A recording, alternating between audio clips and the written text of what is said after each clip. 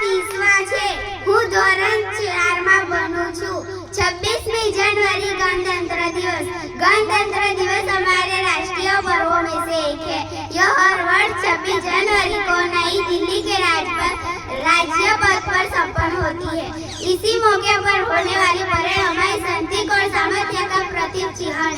इसी दिन 26 जनवरी 1950 को पूरे देश में संविधान लागू हुआ था। हमारा देश एक संप्रभुता, न्यायवादी, धर्मनिरपेक्ष, समाजवादी, लोकतंत्रात्मक गणराज्य घोषित हुआ था। 26 जनवरी पर राष्ट्रपति के झंडा फहराने के बाद ये श्रृंखला शुरू हो जाती है। झंडारोहण के तुरंत बाद राष्ट्रगान होता है और 21 तोपों की सलामी दी जाती है। राष्ट्रपति भवन से शुरू होकर इंडिया गेट तक ये कारवां गुजरता है। सारे जहां से अच्छा हिंदुस्तान हमारा, यह गीत काना में पड़ते ही दिल में जोश और गर्व से अच्छा आ जाता है।